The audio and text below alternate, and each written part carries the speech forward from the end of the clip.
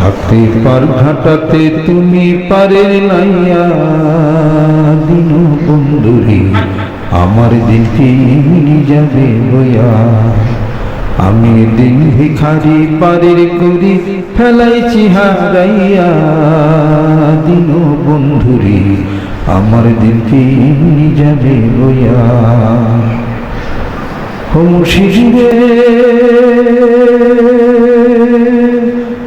نحمده ونستعينه ونستغفره ونؤمن به ونتوكل عليه ونعوذ بالله من شرور أنفسنا ومن سيئات أعمالنا من يهده الله فلا مضل له ومن يضلله فلا هادي له ونشهد أن لا إله إلا الله وحده لا شريك له ونشهد أن سيدنا ومولانا محمدا عبده ورسوله الذي أرسله بالحق بشيرا ونذيرا وداعيا إلى الله بإذنه وسراجا منيرا فقد قال الله تعالى في كلامه المجيد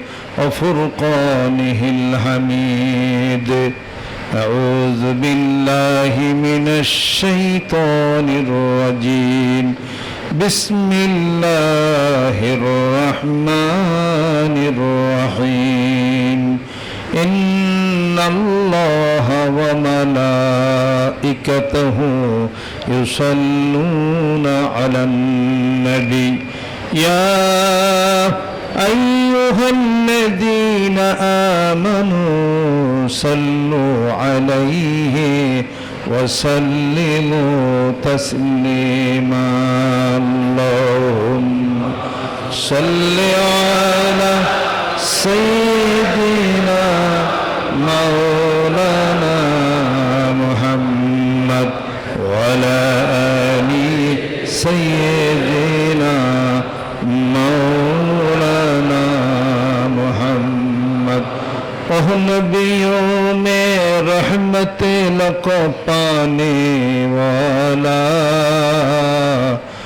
मुरादी गरीबों के बरलाने वाला अल्लाहुम्मा सल्ली अला सय्यिदिना मौलाना मुहम्मद वअला आलि सय्यिदिना मौलाना मुहम्मद फकीरों का मलजा ज़ईफ़ों का मावा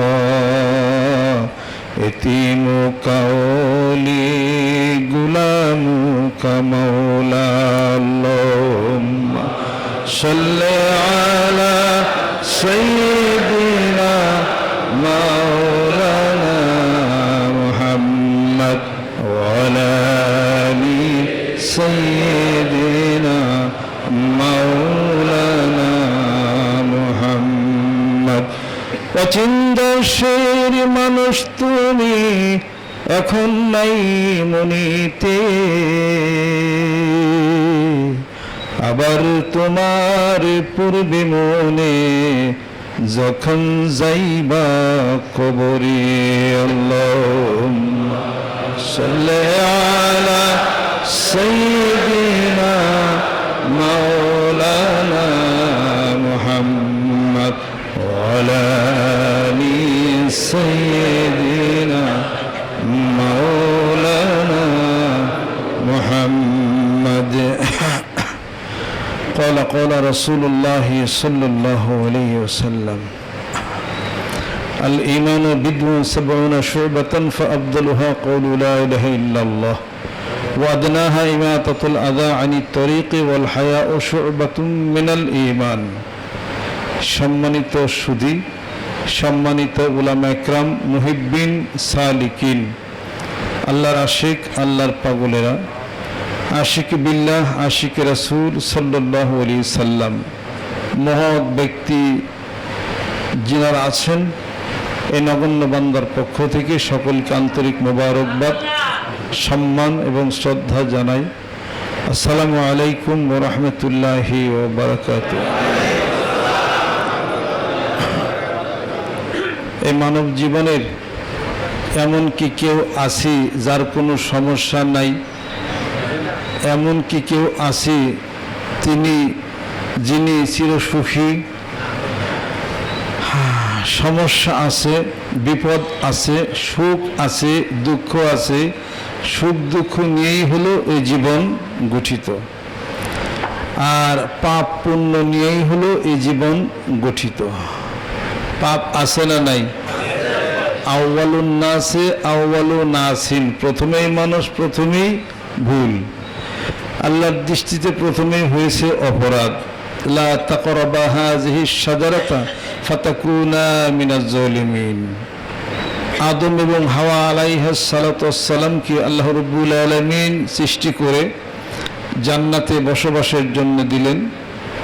বললেন তোমরা বিচরণ করো, তৃপ্তি সহকারে খাওয়া দাওয়া করো, কিন্তু সীমা লঙ্ঘন করো না। ওই সীমা লঙ্ঘন কি? আল্লাহ পাক বলেন একটা গাছ আছে, গাছের নিকটে যেও না, সীমা লঙ্ঘন হয়ে যাবে। লা তাকরাবা হাযিহি শাজারাতা ফাতাকুনা মিনাজ জালিমিন। তাহলে তোমরা অত্যাচারীদের অন্তর্ভুক্ত হয়ে যাবে, সীমা লঙ্ঘনকারী হয়ে যাবে। ফাআযাল্লাহুমা শাইতানু, শয়তান তাদেরকে পদস্খলন ঘটাইয়া দিল, ভুলাইয়া দিল আল্লাহর এই হুকুমকে। দুজন চলে গেলেন গাছের নিকটে, ফল ভক্ষণ করলেন। আল্লাহ রাব্বুল আলামিন বলতেছেন যে আমার হুকুম অমান্য হয়ে গেছে, এবার জান্নাত থেকে নামো। ঘটনা ঠিক কিনা? জান্নাত থেকে নামিয়ে দিলেন। শয়তান আল্লাহ সৃষ্টি করেছেন, গাছ আল্লাহ বানাইছেন, ফলও আল্লাহ দিছেন, আর জান্নাতও আল্লাহ সৃষ্টি করেছেন। বসবাসের জন্য অধিকারও দিয়েছিলেন। আল্লাহ পাক আদম এবং হাওয়া আলাইহিস সালাতু ওয়াস সালামকে নামায় দিলেন পৃথিবীর বুকে। পৃথিবীও আল্লাহ বানাইছেন, সবই তো আল্লাহর। হ্যাঁ, তবে এর পিছনে অনেক হিকমত আছে।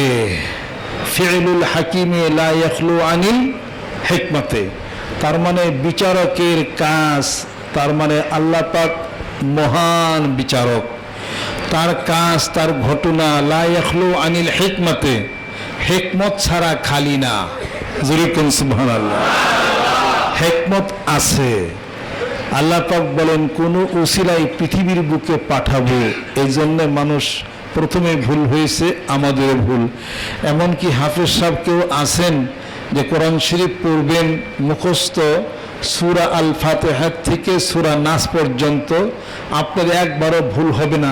আছেন কোন হাফেজ সাহেব? আছেন?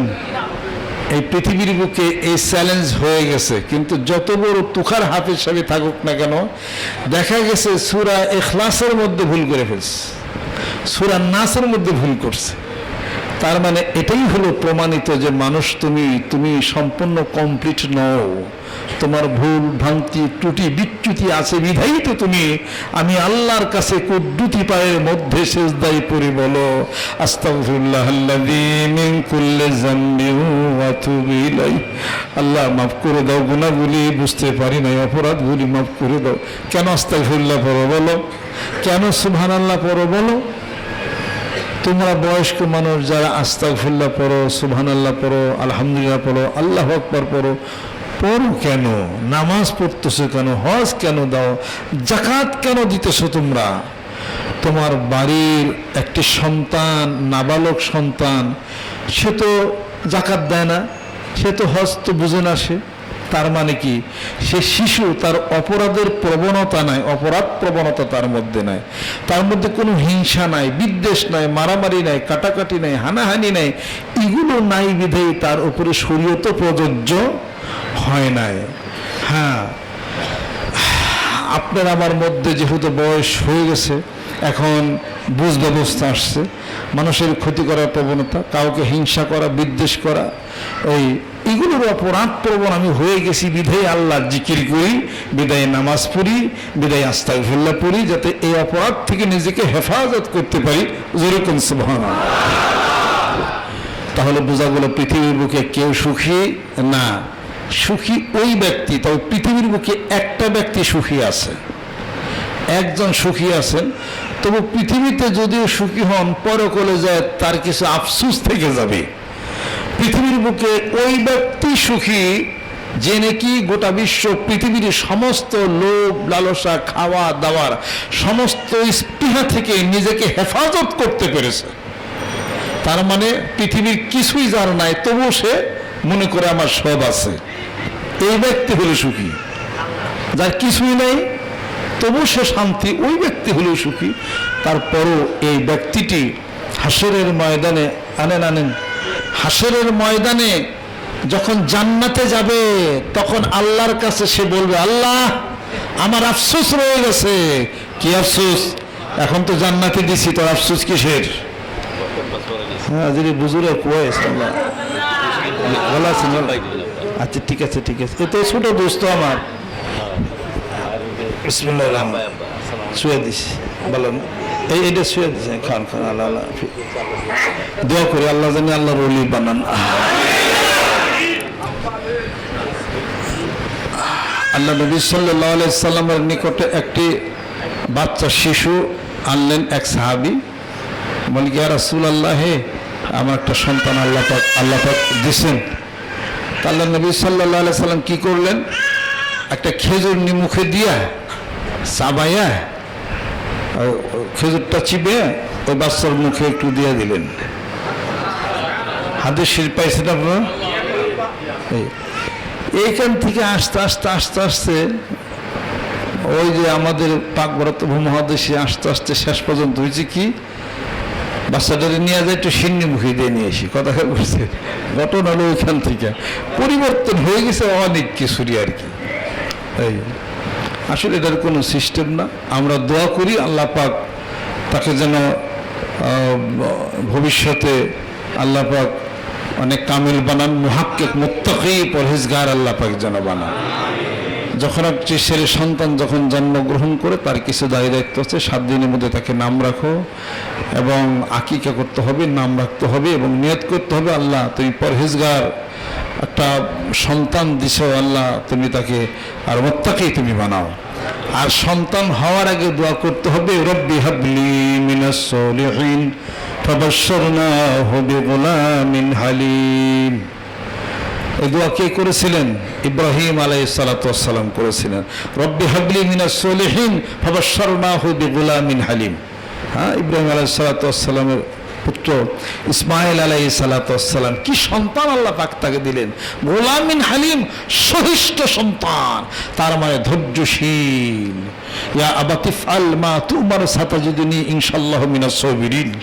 ইব্রাহিম আলাইহিস সালাম ছেলেকে বললেন যে, এই ছেলে, আমার সন্তান, আমি তো দেখলাম ইন্নী আযবাহুকা ফানজুর মাযা তারা, আমি তো স্বপ্নে দেখলাম তোমাকে কোরবানি করতেছি, তোমার কি রায়, তুমি কি বলো?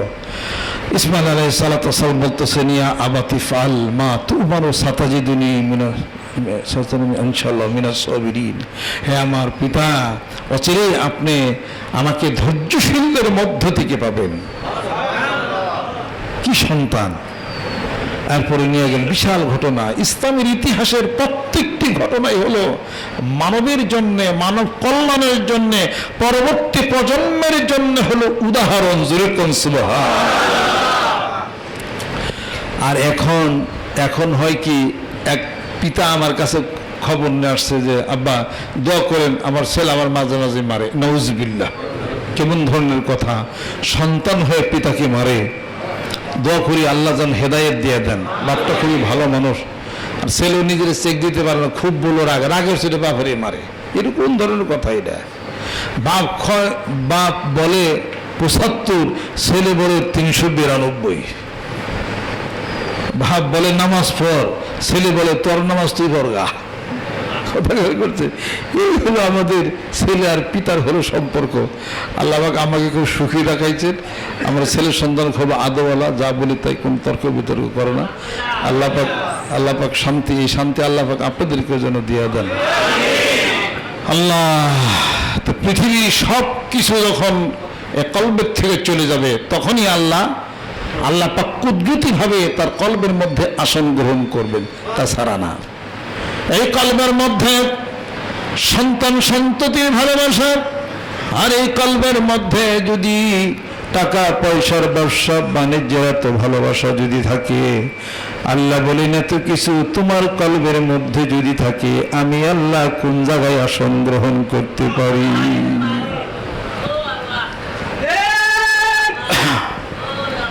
সাদ বিন আবি ওয়াক্কাস রাদিয়াল্লাহু তাআলা আনহুকে জান্নাতের সুসংবাদ আল্লাহ পাক প্রদান করেছেন। একমাত্র দুটি আমল আল্লাহ পাক তার পছন্দ করেছিলেন। সাদ বিন আবি ওয়াক্কাসের ভাতিজা তার বাড়িতে 3 দিনের জন্য মেহমান হলেন, আর মনে মনে ভাবলেন আমার চাচাকে জান্নাতের সুসংবাদ আল্লাহ পাক দিলেন জীবিত অবস্থায়, কি কারণের জন্য দিলেন? আমার চাচার আমলগুলি আমি একটু দেখে আসি। ভাতিজা চাচার বাড়িতে মেহমান হইলেন, সারা রাত্রি ভরা জাগরণ থাকলেন যে আমার চাচা কি কি ইবাদত করে নিজের চোখে দেখব। ভাতিজা ঘুমের ভান ধরে শুয়ে আছেন চাচার নিকটে, দেখেন সারা রাত্রি ভরা চাচা ঘুম পারলেন, আর একটু এপাশ হলেন, আর একটু ঘুমের ঘরে ওপাশ হলেন, আর একটা শব্দই মুখে উচ্চারণ করলেন আল্লাহ আল্লাহ। এটা ছাড়া কোনো ইবাদত বন্দেগী করলেন না, তাহাজ্জুদ নামাজ পড়লেন না, কোনো জিকির করলেন না, কোনো নামাজ পড়লেন না, কোরআন শরীফ তেলাওয়াত করলেন না। সাদ বিন আবি ওয়াক্কাস রাদিয়াল্লাহু তাআলা আনহুর ভাতিজা বলতেছেন, চাচা আমি চলে যাই, আমার জ্ঞানে ধরলো না কি কারণে আল্লাহ আপনাকে জান্নাতের সুসংবাদ দিয়ে দিলেন। চাচা বলতেছে, ভাতিজা কি কারণ, কি দেখেছো? রাত্রি ভরা ইবাদত বন্দেগী করলেন না, কিছুই ইবাদত করলেন না, আপনাকে জান্নাতের সুসংবাদ কেমন করে দিলেন? এইভাবে 1 রাত 2 রাত 3 রাত পর্যন্ত চলে গেল, একই অবস্থা দেখলেন। সাদ বিন আবি ওয়াক্কাসের ভাতিজা যখন চলে যান, আপন চাচা ভাতিজাকে ডাক দিতেছে, ও ভাতিজা শোনো, কি তুমি শুনতে চাও, জানতে চাও?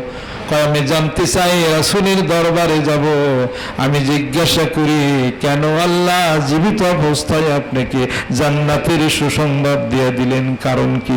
ইবাদত তো কিছুই দেখি না। চাচা বলতেছেন, ভাতিজা আমার এই কলবের মধ্যে 2টি জিনিস সারা পৃথিবীর আর কিছুই নাই। পৃথিবীর কোনো লোভ, কোনো লালসা, কোনো জায়গা, কোনো জমি, আর কোনো খাওয়া পড়ার কোনো চিন্তা নাই।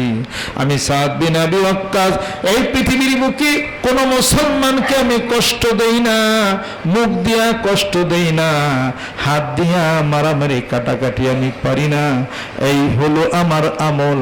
আর একটি আমল হলো আমার পৃথিবীর সব কিছুর বিনিময়ে আমি আমার রাসূলকে একমাত্র ভালোবাসি। জুরে কোন সুবহান। সাদ বিন আবি ওয়াক্কাসের ভাতিজা চলে গেলেন রাসূলের দরবারে, বলতেছেন ইয়া রাসূলুল্লাহ, আমার চাচার এই 2টি আমল। আল্লাহর নবী সাল্লাল্লাহু আলাইহি সাল্লাম বলতেছেন, এই 2টি আমল যদি কারোর মধ্যে থাকে, জান্নাত তার জন্য কাফি হয়ে যাবে। আল্লাহর নবী বলতেছেন, আল মুসলিমু মান সালিম আল মুসলিমুনা মিন লিসানিহি ওয়া ইয়াদিহি ওয়াল মুহাজিরু মান হাজারা মা নাহাল্লাহু আনহু। আল্লাহর নবী বলতেছেন, ওই ব্যক্তি মুসলমান যার মুখের কথা দিয়ে কাউরে কষ্ট দেয় না, নির্যাতন করে না, আঘাতপ্রাপ্ত করে না, মানসিক দুঃখ কষ্ট যেই ব্যক্তি দেয় না, আর তার হাত দিয়া কোনো মুসলমানকে মারধর করে না, মারামারি করে না, খুনাখুনি করে না, আল্লাহর নবী বলতেছেন ওই ব্যক্তি হলো মুসলমান। যেরকম সুবহানাল্লাহ, আল্লাহ আল্লাহ। কাজেই এক কবি বলতেছেন, মান্না গুঞ্জম দর জমিন ও আসমা লেকে গুঞ্জম দর কুলুবে মুমিনা। অনেক কথা বললে মানুষ কিছু কিছু কথা শুনে বাংলাদেশে অনেকে মনে করে আমরা হয়তো শিখ বেদাতের মধ্যে আমরা ডুবে আছি, নাউজুবিল্লাহ। কিন্তু পাক ভারত মহাদেশের মধ্যে বাংলাদেশের মানুষের মন দিল এত নরম, এত উদার যে তারা খুব সহসাই আল্লাহ পাকের রাস্তায় আসতেছে, সহসাই শিখ বেদাতের মধ্যে তারা ঢুকে যাচ্ছে। এটা মানুষের মন দিলটা খুবই ভালো।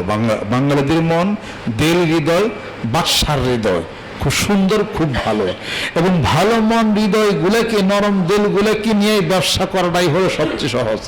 যেরকম ঠিক কিনা? এই জন্য যা সহি তরিকার উপরে পরিচালিত থেকেও তারা প্রমাণ করতে পারতেছেন না যে তারা সঠিকতার মধ্যে আছেন, কারণ যেহেতু ডাইনি বাবা অনেক আছেন এদিক সেদিকের মধ্যে। কথা ঠিক বলছি কিনা? যেরকম ছোট্ট আরো ঘটনা আমি দেখে, আমরা খারাপ, আপনি তো নামাজ না পড়ে খারাপ হলেন পাগড়ি পরে, তাই না? কি নাম আপনার? জামিল আলী। এই লোকটা দেখেন, সবাই নামাজ পড়ছে, উনি পাগড়ি বেঁধে নামাজ খারে, জায়গা পায় না, একজন খারে নামাজই পড়ে নাই। আর দুইটা মানুষ দেখলে বলবো যে উনি নামাজ পড়ে নাই। কিন্তু আপনি মনে রাখেন, আপনি আমি মক্কাতুল মুকাররমাতে নামাজ পড়ছি, মদিনাতুল মুনাওয়ারাতে নামাজ পড়ছি, মসজিদ নববীর মধ্যে 15 থেকে 10 থেকে 15 লক্ষ মানুষ একই সঙ্গে আমার জামাতে নামাজ আদায় করছি, নামাজ ছাড়া কেউ থাকে না।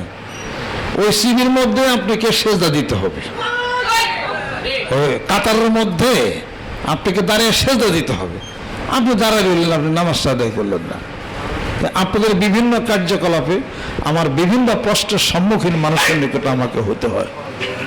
হ্যাঁ, দেখা যাবে যে পীর ঘাটলে দেখা যাবে আমি ঠিকই আছি, কিন্তু আমার অনুসারীদের মধ্যে অনেক ভুলভ্রান্তি ত্রুটি বিস্তৃতির কারণে আলেম সমাজের কাছে আমি প্রশ্নবিদ্ধ হই এবং অন্যান্য মানুষের নিকট আমি প্রশ্নবিদ্ধ হই। এমনটি কেন আপনারা করেন? কি হিসাবপত্র করেন এটা?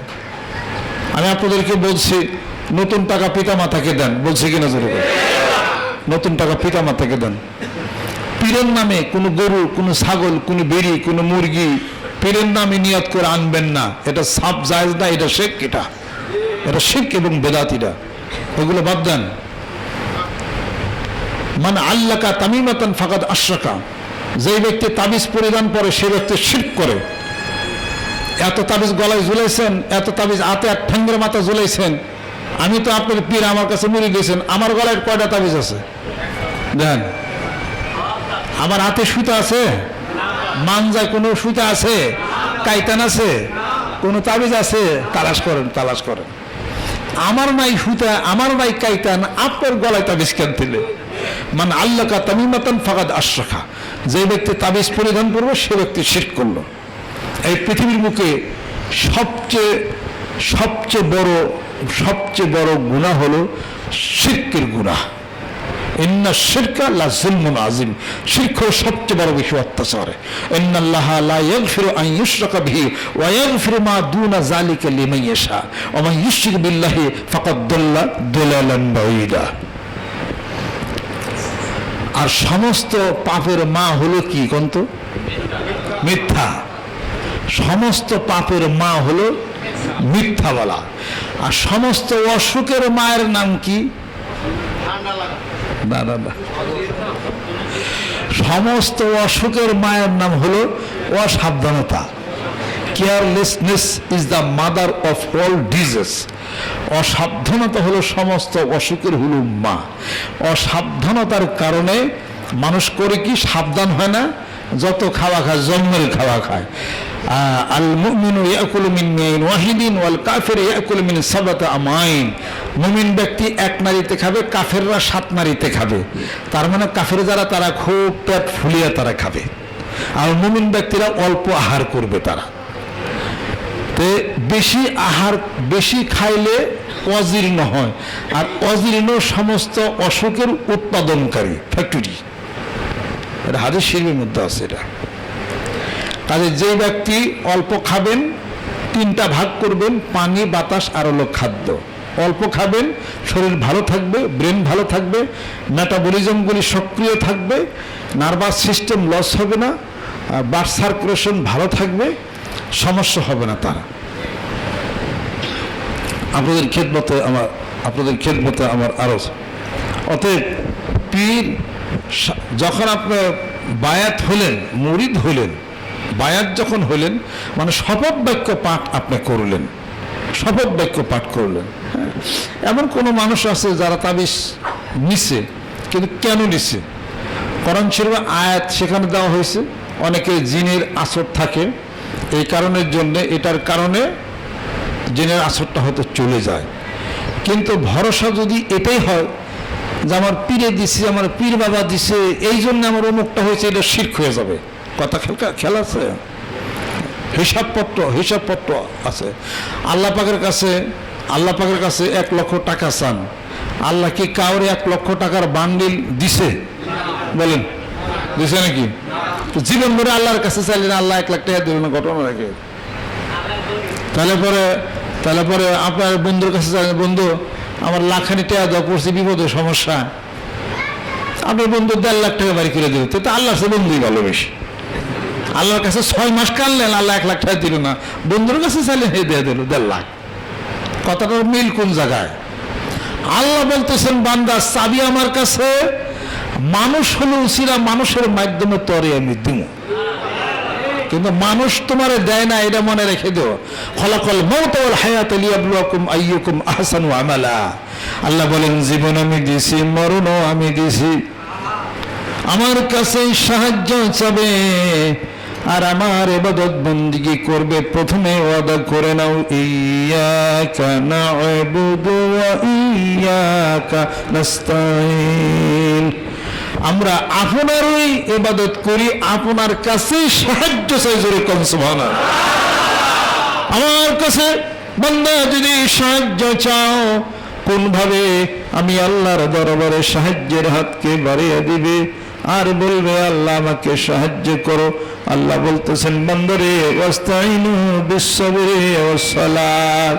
আল্লাহ বলতেছেন, বান্দারে আমার কাছে চাও, উদউনি আস্তাজিব লাকুম, দোয়া করো, দোয়া কবুল করি। কিছু চাও, চাওয়াটাও কবুল করি, কিন্তু কোন ভাবে কবুল করি? বান্দা চাওয়ার পরে একটু ধৈর্য ধারণ করো।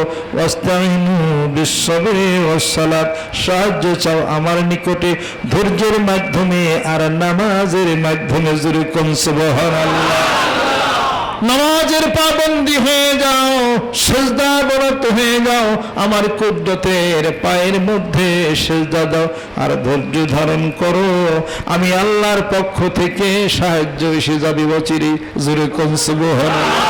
আল্লাহ বলতেছেন, বান্দারে আমি আমার উপরে তাওয়াক্কুল করো, ভরসা করো, আমি আল্লাহকে ভয় করো, তাকওয়া পরহেজগার পূর্ণ হয়ে যাও, এমন জায়গা থেকে রিজিকের ব্যবস্থা করে দেব রে বান্দা। মিন হাইসু লা ইয়াহতাসিব, তুমি যা কল্পনাও করতে পারো না। জোরে কোন সুবহানাল্লাহ।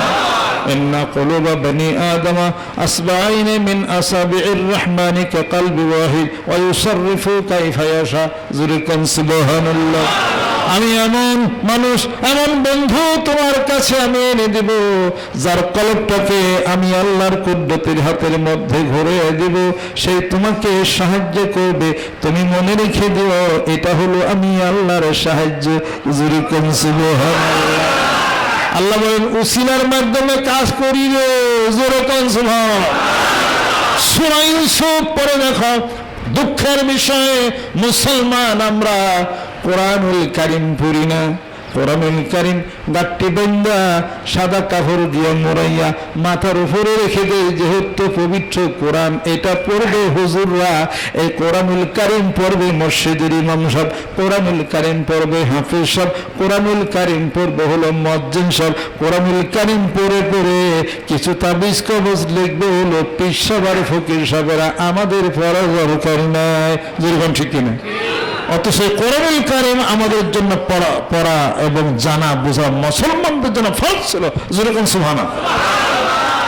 আফালা ইয়াতাদাব্বারুন, আল্লাহ রাব্বুল আলামিন বলতেছেন, একটু কি বুদ্ধি খাটাও না, একটু কি আকল খাটাও না? এই কোরআন শরীফ তোমাদের জন্য উপদেশ, কোরআন হলো তোমাদের জীবনের জন্য হলো গাইডলাইন।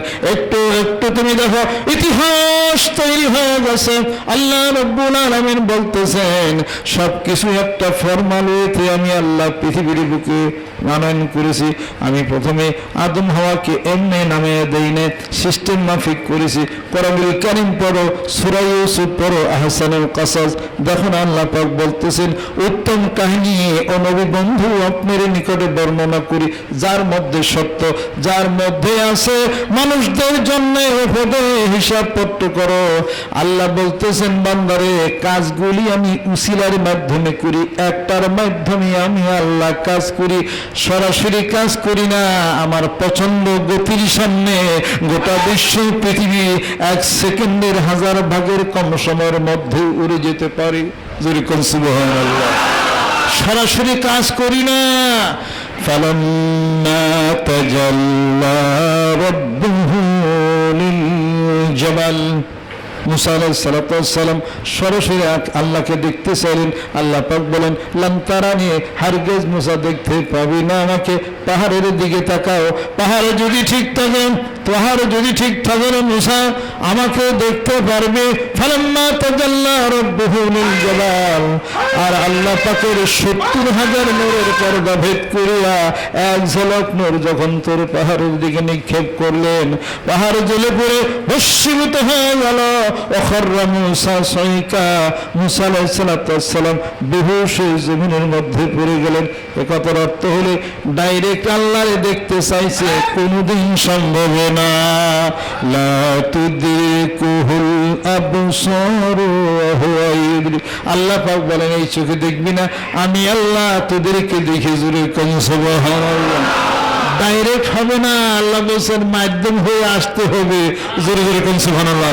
ইতিহাস ঘাটলে দেখা যায় প্রত্যেকটা কাজেরই হলো মাধ্যম। আল্লাহ বলছেন আমাকে পাবে, আমার কাছে আসবে, আসতে চাও মাধ্যম হয়ে আসো, আমার রাসূলের মাধ্যমে আমার নবীকে রাসূলকে মহব্বত করে এই লাইনে আসো, আমি আল্লাহরে পাইবা। জোরে কোন সুবহানাল্লাহ। এই জন্য ইতিহাস দেখেন, দেখেন না সূরা ইউসুফের মধ্যে দেখেন ইয়াকুব আলাইহিস সালাতু ওয়াস সালাম কাঁদতে কাঁদতে কি হলো, চোখের জ্যোতি শেষ হয়ে গেল। জোরে কোন ঠিক কিনা? ইউসুফ আলাইহিস সালাতু ওয়াস সালামের পিতা ইয়াকুব আলাইহিস সালাতু ওয়াস সালাম পুত্র সুখে কাঁদতেছেন, নবী তার চোখের জ্যোতি হারাই ফেলছে, চোখে দেখে না।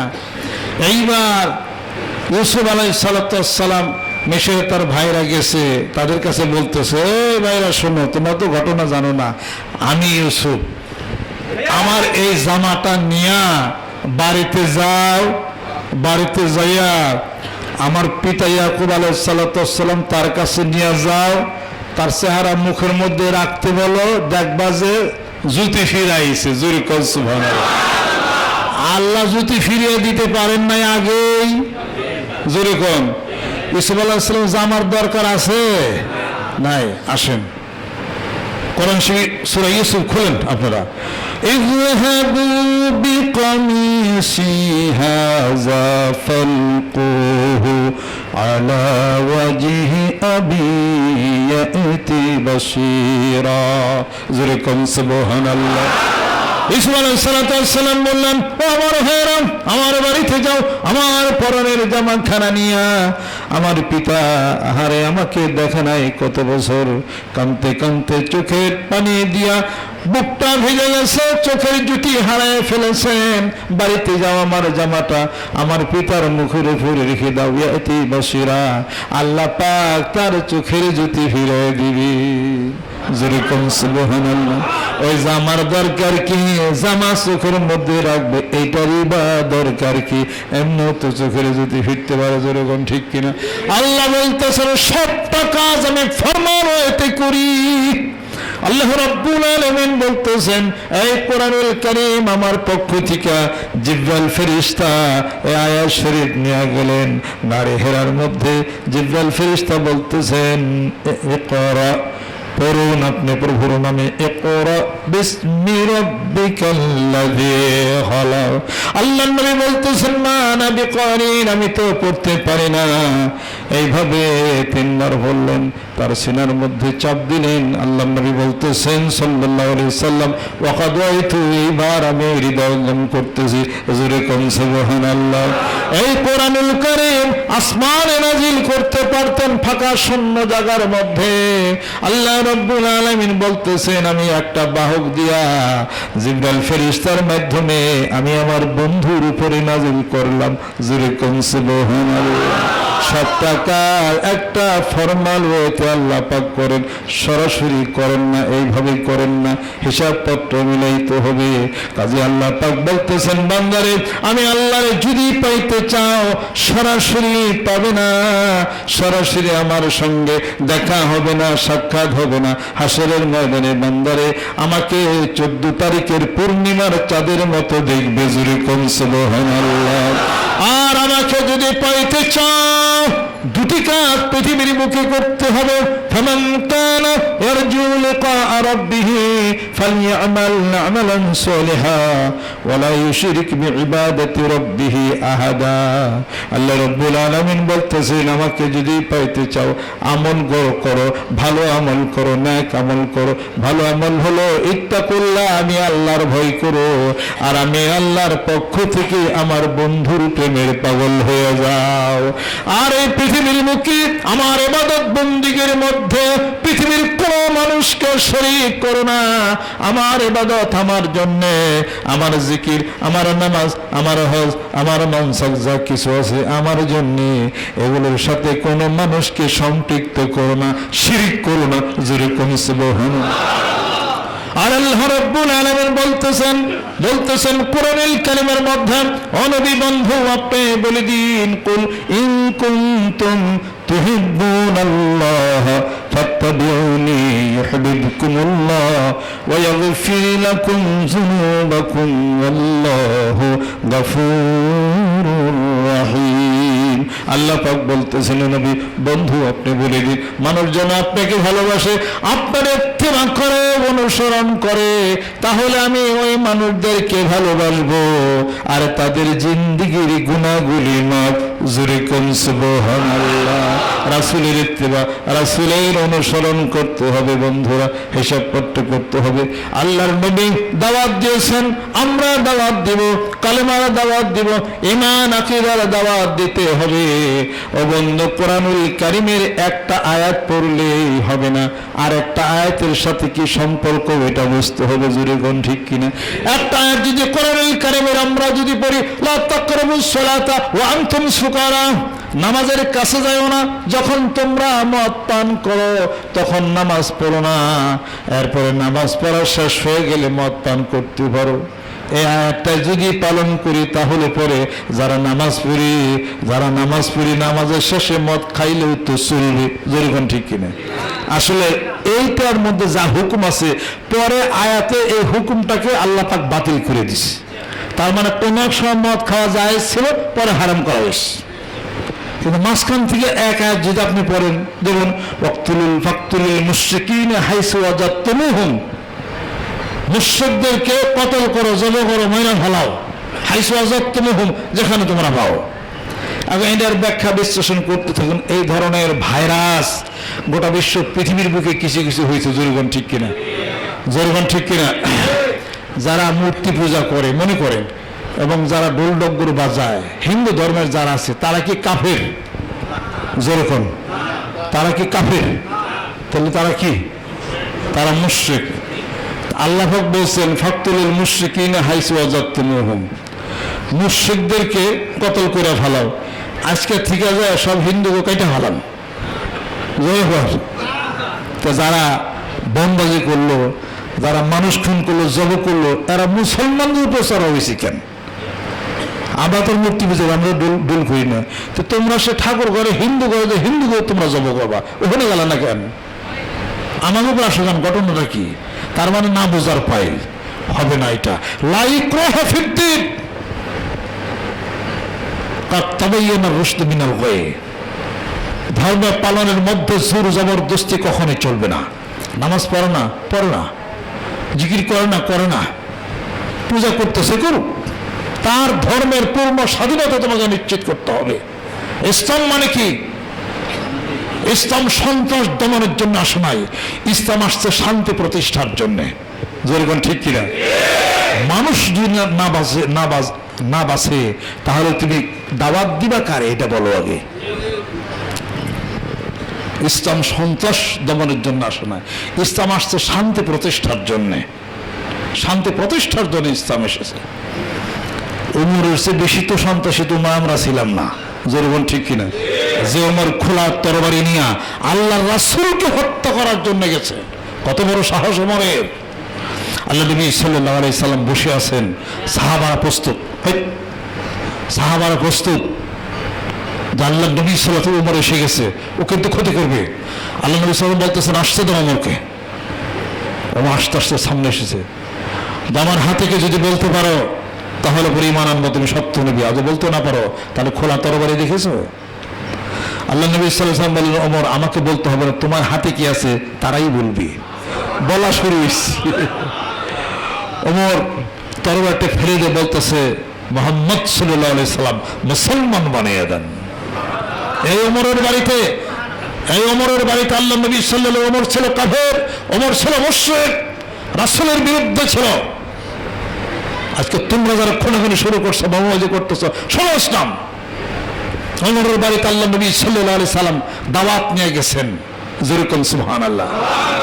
কয়বার? 3 বার। প্রথমবার ওমরের বাড়িতে দাওয়াত নিয়ে গেছেন আল্লাহর নবী। ওমর আল্লাহর নবীকে অপমান করে তাড়িয়ে দিছে। আবার দ্বিতীয় দিন আল্লাহর নবী ওমরের বাড়িতে দাওয়াত নিয়ে গেছেন, কালেমার দাওয়াত নিয়ে গেছেন, ওমর মুসলমান হয়ে যাও, অপমান করে দিছে। তৃতীয় দিন অপমান করে দিছে। চতুর্থ দিন আল্লাহর নবী সাল্লাল্লাহু আলাইহি সাল্লাম ওমরকে দ্বীনের দাওয়াত দিছে। আর ওমর যে পাথরটির উপরে পা রেখে ঘরের মধ্যে ঢুকতো, ওই পাথরটি নিয়ে আল্লাহর নবীর মাথার মধ্যে আঘাত করেছে আর বলেছে, মুহাম্মদ তোমার কি লজ্জা হয় না? 3 বার তোমাকে ঘুরিয়ে দিলাম, আবার কেন ঈমানের দাওয়াত দিতে এসেছো? আল্লাহর নবী বেহুশ হয়ে জমিনের মধ্যে পড়ে যান, রক্ত পড়তেছে মাথা দিয়া। আল্লাহর নবী আকাশের দিকে তাকিয়ে দেখেন কোন গজব ওমরের প্রতি নাজিল হয়নি। আল্লাহর নবী তখন ওমরের জন্য কোনো বদদুয়া করেন নাই। আল্লাহর নবী বলতেছেন, আল্লাহ রে, আল্লাহ গো, ওমরের উপর গজব নাজিল করো না, ওমরকে ইসলাম জাহানের খলিফা তুমি বানায়া দাও।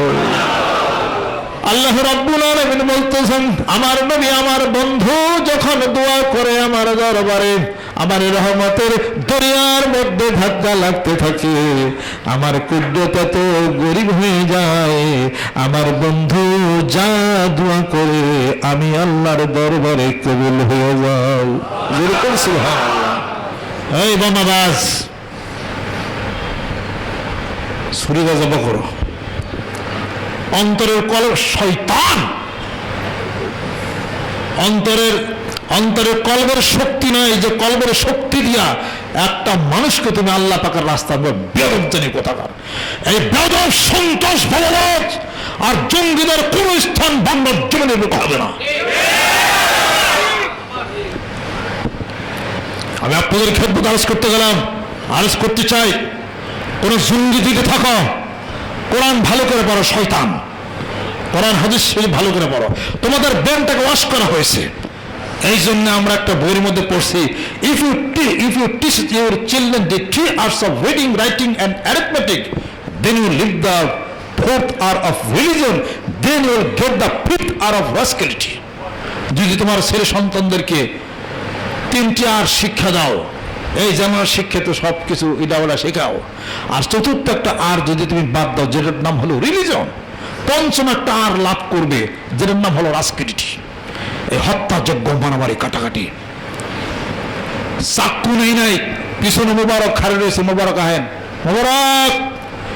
ওই যে মোবারকের চাচা আমার সঙ্গে হজ করে আসছে। আমাদের এই যে হাজি সাহেব গেটের সামনে দাঁড়িয়ে রয়েছে, দাঁড়িয়ে ছিল না, বায়াত মুরিদ হয়ে দাঁড়িয়ে রাখছে। তখন মতো বন্ধে দাঁড়িয়ে রাখায় নেই আমরা, তোমার মতো চাক্কু মেরে দাঁড়িয়ে রাখা নেই। মোবারক অগ এলাকার সবলে খ্রিস্টান এলাকা, কি জানি এলাকার নাম, নাগরী, দাহিঙ্গি নাগরী এলাকায় যান। এলাকা বহু মানুষ আমার কাছে বায়াত মুড়ি দিস, এত দাঁড়িয়ে ছিল না, অন্য লাইনের ছিল, মুড়ি দিছে গেলে। আর কত মানুষ, কারে আমরা চাক্কুতে জমা করবো, কারে বন্ধন করতে গেছি, 70 থেকে 80 লক্ষ লোক আল্লাহ জিকির করতেছে। এখানে কি সেজদা হয়? এখানে কোনো গান বাজনা হয়? পীরের নামে কোনো জবরটবো কিছু হয়? তা আল্লাহ জিকির করি, শিরক বিদআত কোনটা? কোনো শয়তান। মাননীয় প্রধানমন্ত্রীর নেতৃত্বে যে সিদ্ধান্ত রয়েছে, মানিকগঞ্জ দরবার শরীফের পক্ষ থেকে তা উদাত্তভাবে তাদের সাথে সর্বাত্মক আমরা আসি ঘোষণা করি। আমরা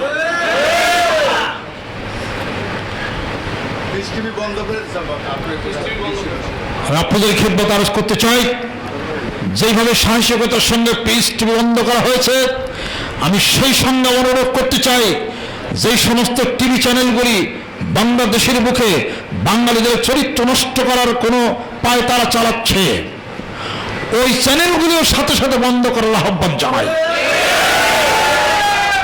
ওই একটা আমেরিকার একটা চ্যানেল আছে জলসা, হ্যাঁ, এটার মধ্যে নারী পুরুষ নির্বিশেষে সারা দিন থাকে, আরে কোটি কোটি টাকা অন্য দেশে চলে গেল। যে দেশে যায় সে দেশালারা আমাদের চ্যানেল জানায় না, কথা লক্ষ্য করেছেন? সেই সঙ্গে অনুরোধ করি এই চ্যানেল আপনি বন্ধ করে দেন। সারা বাংলার মানুষ প্রধানমন্ত্রী আপনাকে সম্মান শ্রদ্ধা করে, আপনার ভূয়সী প্রশংসা করে এবং সকল জায়গায় সারসী অভিযান চালিয়ে যারা কোরআনুল কারীমের দু একটি খুব বেশি হলে 50 থেকে 60টা আয়াত যারা নাকি সামনে নিয়ে আজকে হত্যাযজ্ঞ চালাইছে, যেরকম ঠিক কিনা? বহু অন্য লাইনের মানুষ যাদেরকে রুহের আত্মার জগতের শক্তি দিয়া, কলমের শক্তি দিয়ে আল্লাহর জিকির করে যাদের চরিত্র সংশোধনের ব্যবস্থা করেছে ইসলাম, আধ্যাত্মিকতা। ওই আধ্যাত্মিকতার মধ্যে অত্যন্ত সূক্ষ্মভাবে যারা কুড়াল মারার চেষ্টা করেছে তাদের অনেক তীর্থ দিয়েছে হলো ডক্টর জাকির নায়েক। এত ইসলামের এত দরদ, কোরআনের এত দরদ, নবীর এত দরদ, তাইরা গলার থেকে নামলো না, ঠিক কিনা? যারা তাই বলেন সেটা তো আলাদা কথা, আর তাই নামলো না। আমি আপনাদের ক্ষেত্রে তারস করতে চাই, সেই ক্ষেত্রে শিখ বেদাতের বিরুদ্ধে তিনি বক্তব্য দিয়েছেন, প্রশংসা করি জাকির নায়েককে, ভালো লাগে আমার কাছে। কারণ মাছের তলে কেরার আমি গুড় খাই না, আমার ওটা ধাক্কা লাগে না, কারণ আমি শিখ বেদাতের মধ্যে আমি নাই। জাকির নায়েকের পক্ষে আমি আছি, সমস্যা নেই কোনো কিছু। কিন্তু অত্যন্ত সূক্ষ্মভাবে কিছু মুসাল আপনার চ্যানেলের মধ্যে সেট করেছিলেন, যারা নাকি ঢালাভাবে পীর মাসাকদের বিরুদ্ধে, পীর মুরিদদের বিরুদ্ধে হিসাবপত্র করে। হ্যাঁ, পীর মুরিদদের মধ্যে কিছু খারাপ থাকতেও পারে, শিরক বেদাত থাকতেও পারে, ঢালাভাবে কেন বলতেছেন? আল্লাহ ওলিদের বদ্ধ লেগেছে, ধ্বংস হয়ে যাবেন পৃথিবীর মুখ থেকে। হ্যাঁ, বলা যেতে পারে যারা সুবিধা করেন, যারা হ্যানত্যান করেন, এই ধরনের পীর মাশায়েখদের অনুসরণ আপনারা করবেন না, এটা ভালো কথা, এটা ঠিক আছে। কিন্তু চ্যানেলের মধ্যে বসে বসে বসে বসে কি শুরু করছেন? বাঙালি এত বোকা না, এটা মনে রেখে দিন, এটা এত বোকা না বাঙালি। এরপর আমারও তো লিস্টিতে ফালাইছিনি অঙ্গি জঙ্গি যারা আছেন, এও তো আমার লিস্টির মধ্যে থুইছেনি আপনারা, এ তো ভালোই। কিন্তু আমি যা বলি এটা সত্য কথাই বলি ইনশাল্লাহ। শোনেন, প্রায় এই জঙ্গিদের প্রায় তালাশ করে দেখা যায় স্কুল কলেজ ইউনিভার্সিটির ছাত্র, কথা লক্ষ্য করছেন? স্কুল কলেজ ইউনিভার্সিটির ছাত্র, এই ছাত্রদের দোষটা, তারা মাদ্রাসায় পড়ে নাই, কিছুই পড়ে নাই, মুসলমান তো, তাদের কাছে কিছু আয়াত নিয়ে যায়, তাদের ব্রেনটাকে ওয়াশ করে প্রথম অবস্থায় শুনে তারা মনে করে এটাই হতো ইসলাম। তারা জানে না সেই ব্যাপারে, বুঝে না সেই ব্যাপারে। আসেন মুসলমান হিসেবে তাও বুদ্ধি আপনি নেবেন না, আপনি আপনার বাড়িতে আসেন, আগে চাক্কু হাতে নিয়েন না মিয়া। আল্লাহ রাব্বুল আলামিন বলেন ধর্মের মধ্যে জোর জবরদস্তি কেউ নামাজ পড়ে না, আপনার থেকে জোর করে কেউ সূরা ফাতিহা নাও পড়তে পারে। গুলশানের মধ্যে লোকগুলোরে জিজ্ঞাসা করা হয়েছে, যাদেরকে জব করা হয়েছে, সূরা ফাতিহা পড়ো? পারে না, তার জব করছে। সূরা ফাতিহা তার জব করলো কেন? ওরা সূরা ফাতিহা শিখার দাওয়াত দেখো বিশ, তোর মুসলমান নামের হলো কলঙ্ক। এরা হল ইসলামের শত্রু, ইসলাম নাম দিয়ে আর ইসলামকে জঙ্গি বানাচ্ছে। যারা কত লক্ষ্য করেছে, ইসলাম আসলে শান্তির, ইসলাম শান্তির। তোমরা শোনো, তোমাদের ব্রেনওয়াশ করা হচ্ছে, নিজে মারো মানুষের মারো, এটা কোন কোরআন হাদিস শরীফের মধ্যে আছে? দলিল দাও, একটা দলিল দেবা। তোমরা তো মুসলমান, খুব পাকা মুসলমান, একটা দলিল দাও। তোমরা যে মরো, আত্মহত্যা করো, আর যে মারতেছ, এটা কই আছে? এটা কো বেয়াদব জানি কোথাকার, আমার কথা রেকর্ড কর। আর ইতিহাস পড়ো নাই, স্কুল কলেজ ইউনিভার্সিটি ছাত্র, ইসলামের ইতিহাস কি বোঝো তোমরা? কোন এক সাবজেক্ট পড়াশোনা করো, ইসলামের ইতিহাস কি পড়ছো তোমরা? শোনো, বদরের যুদ্ধে, উহুদের যুদ্ধে হামজা রাদিয়াল্লাহু তাআলা আনহু শহীদ হয়ে গেলেন। তাকে তালাশ করে পাওয়া যায় না। আল্লাহ নবী সাল্লাল্লাহু আলাইহি ওয়াসাল্লাম আপন চাচার জন্য কান্নাকাটি পারতেছেন। তখন যা দেখা গেল কি, তার নাক কাটা, তার কান কাটা, তার সব কিছু কাটা, পাওটাও সব কাটা। এগুলো কেটে ওই হিন্দা পায়ের গুঙ্গুর বানাইছে। আল্লাহ নবী সাল্লাল্লাহু আলাইহি ওয়াসাল্লাম বলতেছেন, কানতে কানতে বহুশয় জমনের মধ্যে পড়ে গেলেন আর বলতেছেন, যেই কাফের বেঈমানেরা আমার চাচার এমন অবস্থা করলো, নাক কান কেটে পায়ের ঘুঙ্গুরি বাড়াইলো, ও আল্লাহ তুমি সাক্ষী থাকো, আমার চাচার মতো 70 জন কাফেরদেরকে যেই পর্যন্ত আমি এইভাবে খুন না করব, আমি রাসূল বাড়িতে প্রবেশ করব না। আল্লাহ রাব্বুল আলামিন বলতেছেন, ও নবী আপনি কেমন কথা বললেন? কাফেররা তো আপনার চাচা একজনকে নাক কান কাটছে, আপনি 70 জনকে কেন কাটবেন? এই জঙ্গি, পড়ছো উহুদের ইতিহাস? তোমাদের কেরা কোন দুষ করছে, সেই জন্য নাগরিকদেরকে ঘরের মধ্যে আটকিয়ে হাগো জমকল্লা ঘটনা দেখি, একজনের পরিবর্তে একজন। না, উহুদের ঘটনা নাও, হিসাব পত্র করতে হবে। বদরের যুদ্ধে, যুদ্ধের ময়দানে মুসলমানদের বিরুদ্ধে যুদ্ধ করেছে এই জঙ্গি। শোনো, বদরের যুদ্ধে খালি জিহাদ, যুদ্ধ করো, খালি জব করো, ইতিহাসই জানো, লেখাপড়া নিয়ে শিখছ, দিনে দিনে মানুষের পোলাপান কারা ব্রেন ওয়াশ করছে, পরমাত্ম করো, কোয়েশন বের করো আগে। বদরের যুদ্ধে ওই কাফেররা বন্ধু হয়ে আসছে মুসলমানদের পক্ষে, আপনারা সকলে জানেন। আল্লাহ নবী সাল্লাল্লাহু আলাইহি সাল্লাম বলতেছে, আবু বকর এই কাফেররা তো বন্ধু আসছে, কি করবো? আবু বকর সিদ্দিক আকবর রাদিয়াল্লাহু তাআলা বলতেছেন, ইয়া রাসূলুল্লাহ মাফ করে দেন। বলতেছেন ওসমান কি করবো? ইয়া রাসূলুল্লাহ কিছু টাকা পয়সা নিয়ে মুক্তি করে দেন। আলী কি করবো? ইয়া রাসূলুল্লাহ যারা শিক্ষিত তারা অশিক্ষিতদেরকে কিছু পড়াশোনা শিখাবে, দেওয়া তাদাই করুক, ওদেরকে মুক্তি করে দেন। আল্লাহ নবী বলতেছে, ওমর তুমি তো শেষে বলো তো দেখি, কাফেররা বন্ধু হয়ে আসছে, এদেরকে কি করা যায়? ওমর রাদিয়াল্লাহু তাআলা বলতেছে, ইয়া রাসূলুল্লাহ এদেরকে শিরচ্ছেদ করে ফেলেন, যেহেতু রাসূলের বিরুদ্ধে এরা জিহাদ করেছে। আল্লাহ নবী একটু চুপ হয়ে গেলেন, যেহেতু দয়ার সাগর। আল্লাহ নবী সাল্লাল্লাহু আলাইহি সাল্লাম চান, আমি কাউকে মারবো না, খুন করবো না, আমি মাফ করে দিই। জোরে জোরে খুন সুবহানাল্লাহ। আল্লাহ পাক বলতেছেন, হে রাসূল উমরের ফয়সালা আমি রাজি ছিলাম, যেহেতু আমার রাসূল ক্ষমা করে দিয়েছে, আমি আল্লাহ ক্ষমা করে দিলাম। জোরে খুন সুবহানাল্লাহ। 10,000 সাহাবী নিয়ে মদিনাতুল মুনাওয়ারা থেকে মক্কাতুল মুকাররমাতে মক্কা বিজয় করলেন। আল্লাহ নবী সাল্লাল্লাহু আলাইহি সাল্লাম মক্কা বিজয় করলেন। ওখানে কাফেররা সব ভয়ে সব পলায়নপর হয়ে গেছে ওই পাহাড়ের পাদদেশে বিভিন্ন জায়গাতে, আর মুহাম্মদের বাহিনী ঢুকে গেছে, আর বাঁচার কোনো কায়দা নাই। আল্লাহ নবী সাল্লাল্লাহু আলাইহি সাল্লাম বলতেছেন, কাফেররা তো ভীত সন্তুষ্ট হয়ে গেল, আমি তাদেরকে মারবো, খুন করব, কাউকে মারবো না, খুন করবো না, তরবারি শিরচ্ছেদ করবো না। আমি রাসূল হলো ভালোবাসার প্রতি, আমি রাসূল হলো উদারতার মহত্বতার, আমি রাসূল হলো রহমত। সুবহানাল্লাহ। অতএব সাহাবীরা, আমি রাসূলের পক্ষ থেকে সকলকে দাওয়াত পৌঁছিয়ে দাও, আজকে মুহাম্মদ সাল্লাল্লাহু আলাইহি সাল্লাম সমস্ত কাফিরদেরকে সাধারণ ক্ষমা ঘোষণা করে দিয়েছি। জোরে কোন সুবহানাল্লাহ। খবর পৌঁছিয়ে গেল, ওই সমস্ত কাফিররা দলে দলে আসা শুরু করলো। আহারে, আমাদের নেতা আবু জাহেলের নেতৃত্বে এই মানুষটিকে পাগল সাব্যস্ত করে আপন জন্মভূমির থেকে যাকে তাড়িয়ে দিলাম, সেই মানুষ চলে গেলেন সোনার মদিনাতুল মুনাওয়ারাতে। 10,000 সাহাবীর বিশাল বহর নিয়ে আবার আপন জন্মভূমিতে ফিরে আসলেন।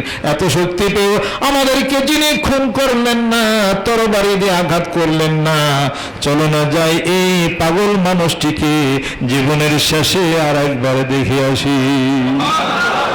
কাফেররা দলে দলে আসা শুরু করছে।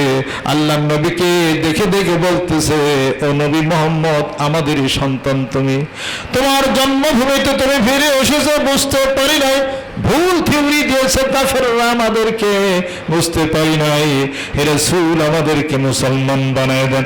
আল্লাহ নবী বলতেছেন, ও কাফেররা, পড়ো লা ইলাহা ইল্লাল্লাহু মুহাম্মাদুর রাসূল। হিসাবপত্র করতে হবে। জোরে জোরে কোন সুবহানাল্লাহ। আল্লাহর নবী নামাজ পড়তেছেন, আল্লাহর ঘরের সামনে এক ব্যক্তি এসে উঠে নারী ভরি আল্লাহর নবীর মাথার উপরে চাপায় দিছেন। আহারে দমটা বন্ধ হয়ে যায়, কথা বলতে পারে না।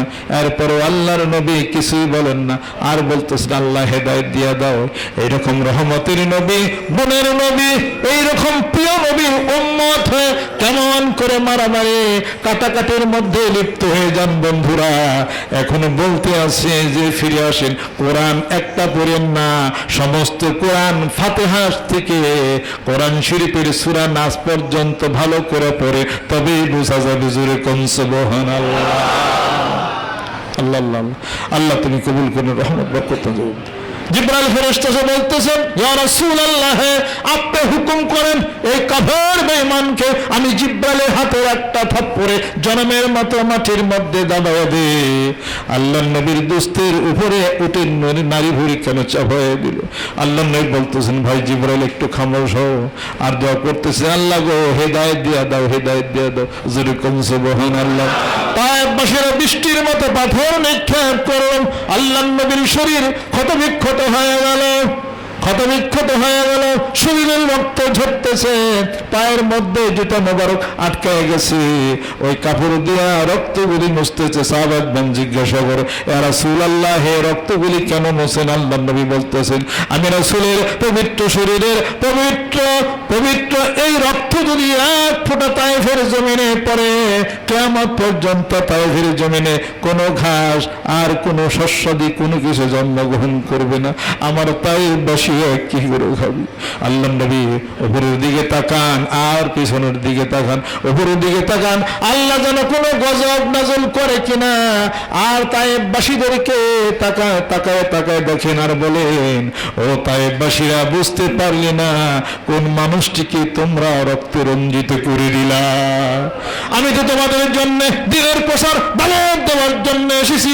আর আল্লাহর নবী আল্লাহর কাছে বলতেছেন, আল্লাহ গো তায়েফবাসীর প্রতি কোনো গজব নাযিল করো না, আল্লাহ তায়েফবাসীদেরকে তুমি হেদায়েত দিয়ে দাও। জোরে কোন সুবহানাল্লাহ। এইভাবে ইতিহাস ঘাটলে দেখা যাবে দিনের দাওয়াত মহব্বত দিয়া, প্রেম দিয়া, ভালোবাসা দিয়া, কলবের রুহের আত্মার জগতের ও জঙ্গি বন্ধুরা, আপনাদের দেহের মধ্যে কলব আসলো, আত্মা আসলো, আত্মার শক্তি দিয়া আর একটা মানুষকে দিনের দাওয়াত দিয়ে, আল্লাহর জিকিরের দাওয়াত দিয়া মানুষদেরকে মুসলমান করিয়া দিনের দাওয়াত দেন। আপনাদের মতো যদি চাক্কু চালাইতাম তাহলে আপনাদের চাক্কু চালানোর দরকার ছিল মোহাম্মদ আলী কিলের গলায়। জোরে কোন ঠিক কিনা? মুষ্টিযুদ্ধের 3 বারের চ্যাম্পিয়ন হলো মোহাম্মদ আলী কিলে, তাকে দিনের দাওয়াত দিয়েছে তাবলীগ জামাতের ভাইরা। ওই দিনের দাওয়াতের কারণে মোহাম্মদ আলী কিলে মুসলমান হয়ে গেল। যেহেতু আপনারা জঙ্গি বোমা হাতে নিয়ে, চাক্কু হাতে নিয়ে, মোহাম্মদ আলী কিলে তো বক্সার, অন্য ধর্মের মানুষ, ভালো কাজ করে না, তারে বোম মেরে উড়িয়া ফেলাই দেন, তার গলাটাও জব করে দেন। কিন্তু তার বিপরীতে দিনের দাওয়াত দেওয়া হয়েছে, পরমারা দাওয়াত দিচ্ছেন তাবলীগ জামাতের ভাইরা। মোহাম্মদ আলী কিলে নাম হয়ে গেছে, আগের নাম ছিল ক্যাসিয়াস ক্লে, মুসলমান হয়ে মোহাম্মদ আলী কিলে ইন্তেকাল করেছে, দুনিয়া থেকে বিদায় হয়ে গেছে। কোটি কোটি মুসলমান দোয়া করেছে। ও বন্ধুরা, কোরআন হাদিস শরীফ ভালো করে পড়েন, জানেন কেউ ব্রেন ওয়াশ করলে ওই ব্রেন ওয়াশ আপনারা নেন না। আসলে প্রকৃত ইসলাম হলো এটা হতে পারে না। তাই বলে মনে করবেন পীরের বিরোধিতা করি, মানিকগঞ্জের পিসাবের লাগছে, আমার কোনো লাগে নাই, আমি কোন শিরকের সেজদার মধ্যে আমি নাই, আমি কোরআনের পক্ষে, আমি হাদিস শরীফের পক্ষে, আমি মারামারির পক্ষে না, বোমাবাজির পক্ষে না। যেহেতু মানিকগঞ্জ দরবার শরীফ কোনো পার্টি করি না, আল্লাহর জিকির করে কলবের শক্তির মাধ্যমে খাজা মাইনুদ্দিন চিশতি আজমিরি রাহমাতুল্লাহ আলাইহি পৃথিবীর বিরুদ্ধে লড়াই করেছেন। তারাগড় পর্বতে মোহাম্মদ ঘুরির মতো বাদশা যা পারে নাই, কলবের শক্তি দিয়া, রূহের আত্মার জগতের শক্তি দিয়া, শাহজালাল রাহমাতুল্লাহ আলাইহি, মুজাদ্দিদ আল ফিসানি রাহমাতুল্লাহ আলাইহি, শাহ ওলিউল্লাহ মুহাদ্দিস দেহলভী রাহমাতুল্লাহ আলাইহি, আল্লাহর ওলিরা যারা চলে গেছেন তারা তো কলবের শক্তি দিয়া, রূহের আত্মার জগতের শক্তি দিয়া আল্লাহর জিকির করে চক্ষু বন্ধ করে ধ্যানের মাধ্যমে, মেডিটেশনের মাধ্যমে মানুষদেরকে আল্লাহর ওলিতে পরিণত করেছে। জোরে জোরে কন্যা সুবহানাল্লাহ। আসুন বন্ধুরা, যা হয়ে গেছে মানিকগঞ্জ দরবার শরীফের পক্ষ থেকে উদাত্ত আহ্বান জানাই, সুন্দর হয়ে যাবে এই দেশ, সুন্দর হয়ে যায় এই দেশ, স্থিতিশীল দেশ, সুন্দর দেশ, ভালো দেশ। কিন্তু আমরা চাই না কোনোভাবে শিখ বেদাত এই দেশের মধ্যে ছায়লাভ হয়ে যাক, এটা আমরা কামনা করি না। এই লাইনে যারা আছে আমরাও তাদের বিরোধিতা করি, কিন্তু এইভাবে মারামারি, কাটাকাটি, হানাহানি আর বোমাবাজির মাধ্যমে ইসলামের বিজয় সূচনা করা যাবে না।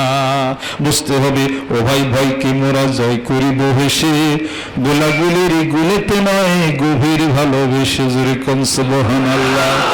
এই ভালোবাসার অস্ত্র দিয়া আর উদারতার অস্ত্র দিয়া, চক্ষু বন্ধ করে ধ্যানের অস্ত্র দিয়া, কলমের অস্ত্র দিয়া, আল্লাহর জিকির অস্ত্র দিয়া, ও জঙ্গি ভাইরা, বন্ধুরা, কিছুদিন আমাদের সঙ্গে সম্পর্ক করেন, ইনশাআল্লাহ তাআলা মনের বদ্ধ দুয়ার খুলে যেতে পারে। জোরে কোন সুবহানাল্লাহ। যারা জঙ্গি ঘটাইছেন, যারা জব করছেন, আর যারা বম্বিং করছেন, তারা তো ভালো মানুষ, তাদেরকে কিছু বলি না। কিন্তু আপনাদের বেন যারা ওয়াশ করেছে, আপনাদের বেন যারা ওয়াশ করেছে, হত্যাযজ্ঞ চালাইছে, তাদের জীবন কোনোদিন ভালো হতে পারে না। হিসাবপত্র করতে হবে। নিজে মারেন, মানুষের মারেন, ইসলামের ইতিহাস এখন আপনারা পড়েন নাই। বদরের যুদ্ধে এক সাহাবী, শরণ জঙ্গি বন্ধুরা, বদরের যুদ্ধে এক সাহাবী যুদ্ধ করতেছে, তরবারির আঘাতে কাফের বেঈমানদের শরীর ক্ষতবিক্ষত হয়ে গেল। আল্লাহর নবী বলতেছেন, ও সাহাবীরা দেখো না, এই ব্যক্তি তো জাহান্নামে যাবে। সাহাবারা বলতেছেন, ইয়া রাসূলুল্লাহ, বদর যুদ্ধে আপনার পক্ষ থেকে জিহাদ করতেছে, যুদ্ধ করতেছে, তরবারি চালাইতেছে, কেন জাহান্নামে যাবে? আল্লাহ নবী সাল্লাল্লাহু আলাইহি সাল্লাম বলতেছেন, লোকটাকে দেখে নাও, জাহান্নামে যাবে। এরপরে সাহাবারা বুঝতে পারে না, রাত্রি হয়ে গেল, ভোর। আল্লাহ নবী বলতেছেন, ওই সাহাবীর সংবাদ নিয়ে আসো, কি অবস্থা? সাহাবা ইজমান এসে বললেন, ইয়া রাসূলুল্লাহ, অমুক সাহাবী তো শহীদ হয়ে গেছে। আল্লাহ নবী বলতেছেন, শহীদ হয় না, জাহান্নামে গেছে। কথা বুঝবার আসেনি? বদর যুদ্ধে আল্লাহ রাসূলের পক্ষে জিহাদ করে গেছে জাহান্নামে, কারণ কি? হ্যাঁ, বুঝতে হবে। ও জঙ্গি ভাইরা, জঙ্গি বন্ধুরা, ব্রেন যারা ওয়াশ করেছে, শোনেন, মরতেছেন আবার মারতেছেন। ঘটনাটা কি? মানলেন জিহাদ, মারছেন, জব করছেন, জিহাদ বুঝলাম, মরতেছেন, এইটা কি? এটার নাম হলো আত্মহত্যা।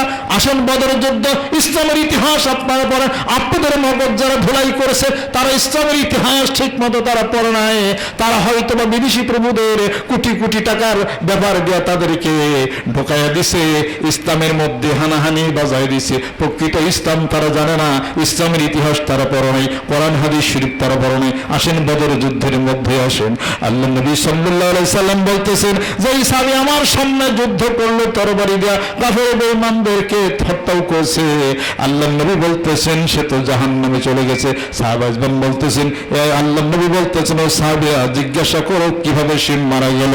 সাহাবা ইজমান চলে গেলেন, তার স্ত্রীর নিকটে জিজ্ঞাসা করলেন, উত্তর করতেছেন আল্লাহ নবীর দরবারে হাজির হয়ে বলতেছেন, ইয়া রাসূলুল্লাহ, সে তরবারির আঘাতে, বিপক্ষ দলের তরবারির আঘাতে ক্ষতবিক্ষত হয়ে গেছিল, তার সে বিষের জ্বালা সহ্য করতে পারে। রাত্রিতে একা একা বসে তার স্ত্রীকে ডেকে বলতেছে, আমি আর বিষের জ্বালা সহ্য করতে পারি না, কষ্ট আমার সহ্য হয় না। নিজের তরবারিটা বুকের মধ্যে ঢুকাইয়া দিয়ে আত্মহত্যা করেছে। জোরে কোন নাউজুবিল্লাহ। আল্লাহ রাসূলের কথা সত্য নেই? এত যুদ্ধ করছে, বিষের জ্বালা সহ্য করতে পারে না, আত্মহত্যা করছে। তাহলে কি হলো? ওটা শেষ, গেছে জাহান্নামে। তা আপনারা যা করেন, বম্বিং করেন, বুকের মধ্যে বাইন্দা নিজে মরণ মারেন, বদর যুদ্ধের ইতিহাস পড়ে দেখেন জঙ্গিবাদ।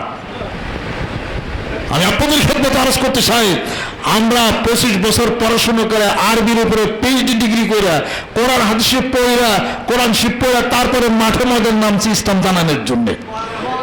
আর আপনারা প্রায় স্কুল, কলেজ, ইউনিভার্সিটি ছাত্র ইসলামের বুঝেন কি? আপনারা কেউ আসলে ওয়াশ করছে, আপনার লাগিয়ে গেছেন চাক্কু মাক্কু দেওয়ার, খালি বম দিয়ে। বম চালাবার পারেন, চাক্কু চালাবার পারেন, কলমের শক্তি দিয়ে মানুষের আমলের পরিবর্তন, এই চাক্কু চালাবার পারেন না, এই বম ফাটাতে পারেন না, জিকিরের বম ফাটাতে পারেন না, হ্যাঁ, জিকির বম করা পারেন না। আজকে জিকির করতে করতে 10,000 জঙ্গি আপনারা যাইতেন, জঙ্গি মন্দিরের কথা বাদ দিয়ে দিলাম, 10,000 মানুষ যাইতেন জিকির করতে করতে, নারে তাকবীর, আল্লাহু আকবার। আমাদের বিশ্ববিদ্যালয়ে যে 3টা মূর্তি আছে, ওই মূর্তির বাড়িয়ে তার বাম ঠেঙে ডলা ভেঙে দিতেন। কিসে বুঝতে পারছে জিহাদ? না, বিশ্ববিদ্যালয়ের মধ্যে এই ধরনের মূর্তি হবে না। আমাদের মানিকগঞ্জ বাস স্ট্যান্ডের মধ্যে দুটো মূর্তি ইদানিং স্থাপিত হয়েছে। এত জঙ্গি, এত বামাবাজ, এত কিছু, তো মানিকগঞ্জের ওখানে যায় হেরা নারেও দেখবে আল্লাহ আকবার করে সেরা ওই মানিকগঞ্জের বাস স্ট্যান্ড থেকে 3 জঙ্গির মাথার মধ্যে 4টা ঠেঙ্গে নাড়তে করে চিত্ত ভালো বুঝতেন। তো সে বুঝতেন যে জিহাদ, আমি তাকে স্বাগত জানাইতাম। যেমন সরকার বিমানবন্দরের ওখানে লালনের মূর্তি হয়েছিল না একবার? আমাদের হুজুরদের অনেক হুজুর আন্দোলন করছেন, সেই আন্দোলনের মাথায় লালনের মূর্তি ওখানে উঠছে আল্লাহ। এই জন্য কবি বলেন, বুদ্ধ সে কান উঠে গায়ে বাকি জোড়া হে বুতবার হে, বুদ্ধ সে কান উঠে গায়ে বাকি জোড়া হে বুতবার হে। সময় খুবই কম, আলাপ আলোচনা করা যাবার পরে আমি আপনাদের খেদমতে আরজ করতে চাই। আসেন বন্ধুরা, রহমত বরকত নাজিল হোক। সবাই সবার মতো থাকতে দেন, চুপ করে থাকেন। মুসলমানদের সংখ্যা বেশি, ইনশাআল্লাহ তাআলা আল্লাহর দ্বীনের দাওয়াত দেন, জিকির আজকার করেন। হক তরিকত পন্থী যারা আছে তাদের হাতে বায়াত হয়ে মুরিদ হয়ে আত্মশুদ্ধির ব্যবস্থা করে যারা আছেন জঙ্গি মাথা টুপি দেন। জঙ্গি জিঙ্গি কত ইসলামের কথা বলতেছেন, মাথায় নাই টুপি, নাই জুব্বা, নাই মেসাক, নাই জায়নামাজ, উনি আল্লাহ নামে নারে হত্যা করে আল্লাহ করে মানুষ দেবো করে শুরু করছে। শয়তানকে বাদ বানিয়ে গেলা। আপনাদের ব্রেন যারা ওয়াশ করছে, শোনেন, বাংলার মাটিতে তাদের কখনই জায়গা হবে না। আপনারা জেনে রাখেন, 1971 সালে এই বাঙালি জাতি রক্ত দিয়েছে। এই বাঙালি জাতির এই মুক্তি বাহিনীর সামনে ওই বেঙ্গল রেজিমেন্ট এবং পাকিস্তানের সেই সৈন্যরা পার হয়। আজও বাঙালি জাতির সামনে পৃথিবীর যে কোনো রাষ্ট্রের সৈন্য আসবে তামা হয়ে যাবে। মনে রাখেন, অন্য দেশে যেভাবে জঙ্গিবাদ করা সহজ, বাংলার জমির বুকে হাজারো কঠিন হয়ে যাবে। এটা পাকিস্তান না, এটা আফগানিস্তান না, এটা ভারত না, বাংলাদেশ ইজ বাংলাদেশ। বর্তমান সরকার এটাকে প্রতিহত করার জন্য যতগুলো পদক্ষেপ নিয়েছে, নাগরিকভাবে আমরা সকলে তাকে সম্মান শ্রদ্ধা করে এই পদক্ষেপের সমর্থন আমরা রয়েছে। আমরা চাই বর্তমান সরকারের অধীনে এবং তার তত্ত্বাবধানে মাদ্রাসা শিক্ষার উন্নতি হোক এবং শিক্ষা সংস্কৃতির শিক্ষার মধ্যে কোনো অপসংস্কৃতি থাকলে তিনি সংশোধন করে দেবেন। কোরআন সুন্নাহর বিধান মতো হবে এবং 95% মুসলমান যেখানে ইসলামের পূর্ণ অধিকার হিসাবপত্র চলবে এবং সেই সঙ্গে অন্য জাতি ধর্ম নির্বিশেষে যারা বাংলাদেশের বুকে যারা থাকবে তাদের ধর্মকর্ম করার পূর্ণ অধিকার তারা যারা নিশ্চিত তারা যেন করতে পারে। আল্লাহ পাক যেন কবুল করে নেন। এই দেশ আল্লাহর ওলিদের দেশ এবং সেই সঙ্গে আল্লাহর ওলিদের মাধ্যমে বায়াত মুরিদ হয়ে আত্মশুদ্ধির মাধ্যমে বহু মানুষ বিড়ি থেকে হেফাজত হয়েছে, চুরি ডাকাতির থেকে হেফাজত হয়েছে, ভালো হয়েছে। এই ভালো কাজটা পীর মাসিক বুজুর্গদের তাদের দরবার, তাদের মসজিদ, তাদের খানকার মাধ্যমে ট্রেনিং এর ব্যবস্থা করেছে। মানিকগঞ্জ দরবার শিবিরের নেতৃত্বে আজকে সেই কাজ চলছে। আসেন জন্য বন্ধুরা যোগাযোগ করেন, তারা ওই বন্ধুরা কিছুদিন আমাদের সঙ্গে চলাচল করেন এবং কোরআন সুন্নাহর বিধান মতো মাথা টুপি দেন, দাঁড়িয়ে রাখেন, জুব্বা পরেন, মেসাক, এরপরে আপনার দস্তরখানা, আল্লাহ পাকে জিকির করেন, 5 ওয়াক্ত নামাজ পড়েন, কোরআন শরীফ আগের থেকে গোড়া পর্যন্ত পড়েন, 3 মাস চলেন, পরে যায় জঙ্গি বঙ্গি করেন বা মাথা ফাটান, জবজা করবার পরে যায় করেন, ইনশাআল্লাহ তারা পারবেন না। যেরকম ঠিক কিনা? মাথা টুপি দিলে, জুব্বা বলে, পাগড়ি বলে মানুষ নরম হয়ে যায়। যেরকম সুবহানাল্লাহ। আর যত বিদেশি প্রভুরা যতই আপনাকে ব্রেন ওয়াশ করো, বাংলাদেশ ওই তোর এটা মনে রেখে দেয়। এটা বাংলাদেশ ইজ দ্য বাংলাদেশ। শাসন করে দিল ইউটিউবের মধ্যে আমার বক্তব্য যাবে গোটা বিশ্ব পৃথিবীর মুখে ইনশাআল্লাহ তাআলা। আমি আপনাদের ক্ষেত্রে আলোচনা করতে চাই, মানিকগঞ্জ দরবার শিবিরের নেতৃত্বে টেকনাফ থেকে তেতুরা পর্যন্ত কালেমা লা ইলাহা ইল্লাল্লাহ জিকিরের দুর্গ প্রত্যেকটা গ্রামে, প্রত্যেকটা মহল্লায় এই জিকিরের দুর্গ গড়ে তুলতে হবে। রাজি আছো? পীর মুরিদের শত্রু, পীর মুরিদের কলহ,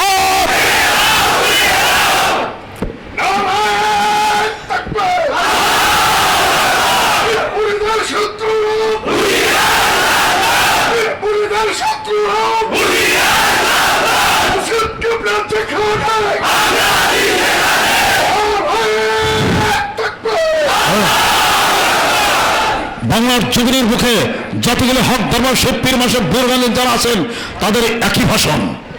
আমরা ইউনিভার্সিটি বিশ্ববিদ্যালয়ে পড়ে আমরা মাঠে ময়দান আমরা বক্তব্য দিই। আমরা গদি নিশিন না, গদি পীর না, আমরা বিশ্ববিদ্যালয়ের ছাত্র। আমরা যাই না বুঝে আমরা পীরগিরির মধ্যে আমরা নামছি।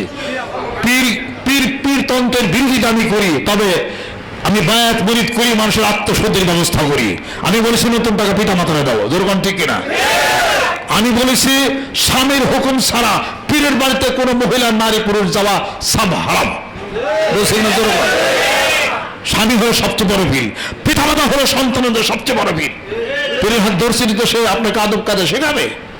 আমি আপনাদের খেদমত আরজ করতে চাই, এখানে কোন গরু, ছাগল, ভেড়ি, চাউল, হ্যানটান, প্রিয় দরবার, মন্নত, হ্যানটান অন্য কিছু না আসা হয় না। এখানে কোরআন সুন্নাহর বিধান মতো আল্লাহর জিকির করানো হয়। আমরা শান্তিপূর্ণ দেশ, শান্তির পক্ষে আমরা আছি।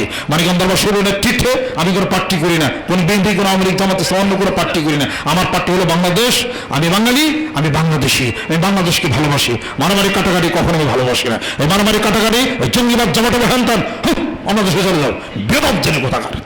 আর কেউ লক্ষ্য যদি আসো মানিকগঞ্জ দরবার শরীফের তাওহীদবাদী জনতার সামনে আসা, উই আল্লাহ ইনশাআল্লাহ বাকি মানে হলেন একবারে। আমার কথা, সরকার যদি হিমশিম খান মানিকগঞ্জ দরবার শরীফকে সামনে নেন, তাই আমাদেরকে বলেন, মাঠে নামে দেবেন ইনশাআল্লাহ তাআলা। মনে রেখে যাও, মানিকগঞ্জ দরবার ওই সমস্ত মাথায় টুপি দিছে, হুজুর নাই কিনা? হ্যাঁ, অন্য লাইনের আসলে মাথায় টুপি দেয় হুজুরি ছাড়া। তোমাকে ডিম পোস্ট করে খায় ফেলে, হে মানুষ এখানে আছে, কি দাও ফেসবুকের মধ্যে কিনা শিরিক ভাবে আমল হয়ে বের হও। আমার শিরিক ভাবে হিকি নাই। আমি আপনাদের খেদমত আরজ করতে চাই, তবে আমি কোন দরবারের বিরুদ্ধে আমি লাগি নাই। আমি আমার গতিতে আমি কাম চালাচ্ছি। আমি আপনাদের খেদমত আরজ করতে চাই, যে আল্লাহ আসমান এবং জমিনের মালিক, যারা তার রাসূলকে যেভাবে হিসাবপত্র নিয়েছেন, ওই রাসূলের মতাদর্শ হয়ে আমরা কাজ চালানোর ব্যবস্থা করেছি। আমি আপনাদের খেদমত আরজ করতে চাই, সাহস যদি থাকো তাহলে দাওয়াত নিয়ে আসো আমার কাছে। কোথায় খারাপ, কোনটা খারাপ, কোথায় কেমনি কি, সেটা বলো আমার কাছে। আল্লাহ পাক আমাদেরকে যেন কবুল মঞ্জুর আল্লাহ পাক যেন করে নেন। মাহফিল চলবে, মাসিক মাহফিল চলবে। মানিকগঞ্জ দরবার শরীফের নেতৃত্বে আগামী জানুয়ারি মাসের পটলের ময়দানে বিশ্বস্তর আয়োজন করা হয়েছে। একদিন হেরফের হবে না ইনশাআল্লাহ। ওখানে হবে, মাঠে ময়দানে নামবো ইনশাআল্লাহ তাআলা। আমি আপনাদের খেদমতে আরজ করতে চাই, জাতি ধর্ম নির্বিশেষে সকল মানুষকে মানবতার কথা মানিকগঞ্জ দরবার শরীফ বলে থাকে।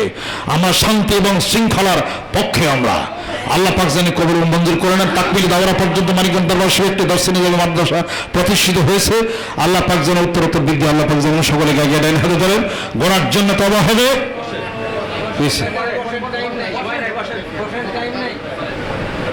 সকলে গায়ে গায়ে ডাইন হাতে ধরে গোড়ার জন্য তওবা হবে। বায়াত হতে হবে, প্রতিশ্রুতিবদ্ধ হতে হবে। যারা জব করেন, যারা বলবেন সাধারণ জঙ্গিবাদ, যারা তাদের উস্তাদের কাছে আপনারা প্রতিশ্রুতিবদ্ধ হন নাই, বয়াত করেন নাই, তার মানে বম ফাটানোর বয়াত করছেন, জব করার ওয়াদা করছেন, তাই তো? এখন বয়াত করেন, প্রতিশ্রুতিবদ্ধ হয়ে যান যে আল্লাহ সৎ রাস্তায় চলবো, আমরা সেজদা দিব না, এরপর শিরক বিদআত করবো না, কোরআন সুন্নাহর বিধান মতো চলবো, আল্লাহর জিকির করবো, মাথায় টুপি দিব, দাড়ি রাখবো, জুব্বা পরবো, তারপর মেসাক করবো, 5 ওয়াক্ত নামাজ পড়ো, কোরআন সুন্নাহর বিধান মতো চলবো। এই বয়াত হয়ে যান, গায়ে গায়ে ডাইনা দুজন কোন বিসমিল্লাহির রহমানির রহিম। तौबा किया मैं सब बुरी बातों से और सब बुरे कामों से और बैत किया मैं ऊपर हाथ मोहम्मद इस्लाम सिद्दीकी खलीफा अलहास हजरत मौलाना मोहम्मद अजहरुल इस्लाम सिद्दीकी साहिब के आई मेरे मौला तौबा और इस बयात कबूल फरमा। अल्लाहुम्मा आमीन। अल्लाह माफ करे दाओ, अल्लाह तुम्हें कबूल करे दाओ, अल्लाह शांति करे दाओ, अल्लाह এই মারামারি কাটাকাটি হানাহানি আল্লাহ জঙ্গিবাদ তুমি নির্মূল করে দাও, আল্লাহ কোরআন সুন্নাহর বিধান মতো চলার তৌফিক তুমি ইনায়াত করে দাও, আল্লাহ রহমত বরকত তুমি নাজিল করে দাও, কোরআন এবং সুন্নাহ ভালোমতো পড়া জানা বোঝার তৌফিক তুমি ইনায়াত করে দাও, আল্লাহ শিরক বিদআত থেকে আল্লাহ তুমি হেফাজত করে নাও, 5 ওয়াক্ত বাজামাতে নামাজ পড়ার তৌফিক তুমি ইনায়াত করে দাও, পিতা মাতার বাধ্য সন্তান তুমি বানায়া দাও, আল্লাহ তোমাকে জানা বোঝার তৌফিক তুমি ইনায়াত করে দাও। তাকাব্বাল মিন্না ইন্নাকা আনতাস সামিউল আলিম ওয়া তুব আলাইনা إنك أنت التواب الرحيم رب ارحمهما كما ربياني صغيرا سبحان ربك رب العزة عما يصفون بحق كلمة لا إله إلا الله محمد